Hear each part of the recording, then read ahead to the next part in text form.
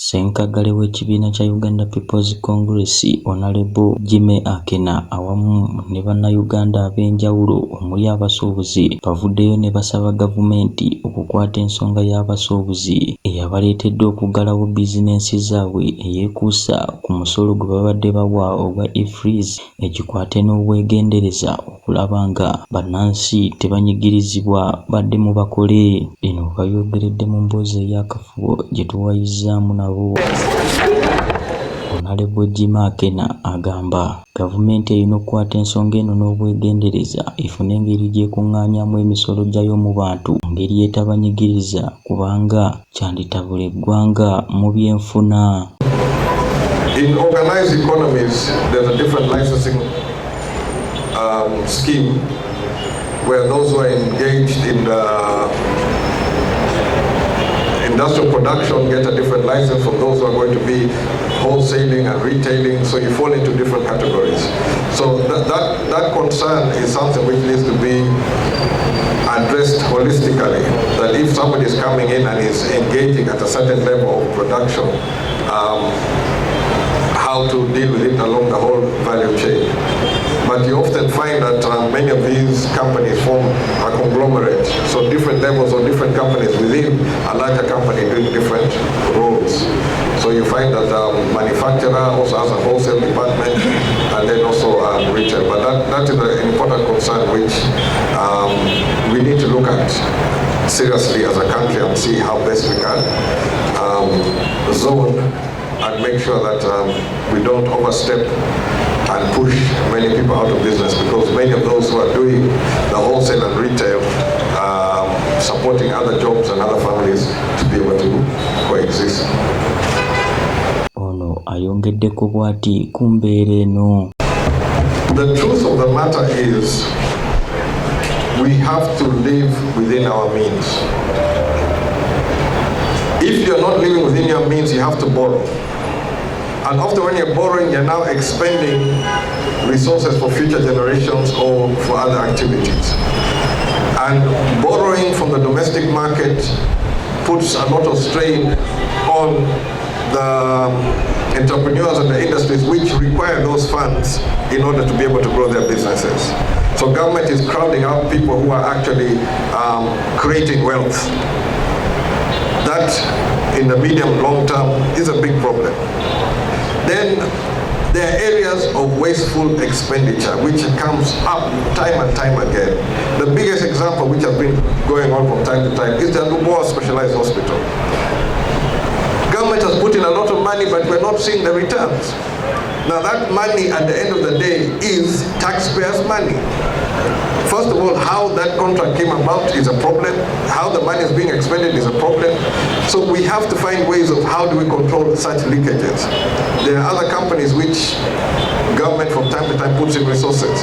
From the UPC perspective, you could never use public funds on a private entity, with the exception of where the government owns 51% of the shareholding.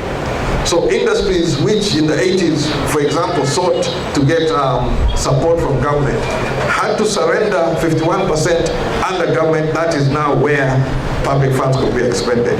But here we have a policy or an unknown policy. Somebody goes and whispers in the ear of the president, next thing the Faizo ono nga yakulira abagoba ba taxi aba stage ya Luweero paka ya Namayibwa agamba okuva abasuubuzi lwe bagaddewo bizinensi zaabwe nabo bali mu mulimu gw'entambula embeera yaboonekedde kubanga bano babadde bavuga ebitereke nga babijja e Kampala okubyongerayo e Luweero nga kati tebalina musuubuzi yenna abatuma kuvuga bitereke bino. Nze Faizo Lule Sebirumbi chairman wa Luweero stage ate nze chairman wa GAABWE.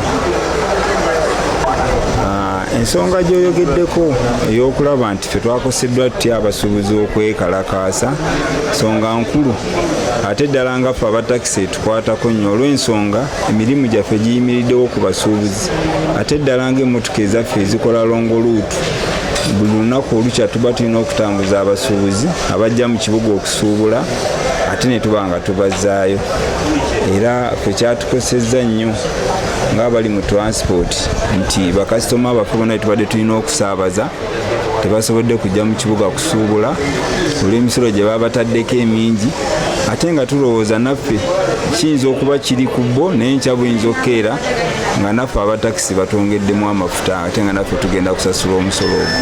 Zeno mbadde nkubiriza gavumenti tebeere nzikakkamu ekkirize etuule n'abantu abo bakkanye ku kibaluma eggwanga lisobole okutereera kuba abasuubuzi bawaniridde nnyo eggwanga. Buli kintu kye basuubula buli ali mu kitundu ky'eggwanga akyetaaga. Abasuubula engatto, abasuubula engoye, abasuubula obulega, buli kimu kisaasaanira eggwanga lyonna. Mbadde nsaba gavumenti ebawulirize mbeera esobole okudda mu nteeko omusolo gwe yabataddeko egukendeeze eggwanga lisobole okuba nga lisobole okutambula obulungi. Ye kansala Kayigo Moses Kikuri ono nga ye kansala w'e Mengo alambise bw'ati ku nsonga eno era n'asaba wabaawo ekisobola okukolebwa kikolebwe abasuubuzi baddemu bakakkalabye. N'omuntu n'asasula amazzi n'osasula amasannyalaze ku nnyumba y'emu gy'opangisa n'owa layisinsi ate n'owa busuulu ate ne bakuggyako ne ssente za kasasiro kati ekyo kitabula abantu. Naye singa ebintu byonna byonna bagamba nti omusolo gwa revenue bw'osasula guno gumu muntu ne banaaba musasula omusolo gumu nga mungi nga bintu byonna bivaako ojja kulaba nga tewali kavuyo. N'olwekyo nsaba abantu bonna tibabeere bakakkamu tulinde oyo Uganda gwe yakwasa okugikulembera kiki kyanaasalawo. Temuyombagana, temuteekamu bya bufuzi, temuteekamu bya kabira, temuteekamu byaki byonna oba madiini. Tusobole okulinda kubanga omusiraamu mukatuliki, omunyankole muganda, musoga mulango, omusolo guno gumukola ki? Ffenna gutunyigira wamu. Tube nga tusobola okutambulira wamu nga bwe tuli mu Eastern Central oba nga bwe tuli mu East Africa. Tube nga tutambulira wamu nti Kenya wansi ate Uganda mungi nnyo kugamba tube nti n'ekintu kya East Africa tetukiyimba buyimbi tube nga tusobola okukituukiriza. Nze Kayigo Moses Kikuru ow'e Mengo. Mbadde Steven Tumusiime ku LWEBAGALAWO Media Uganda.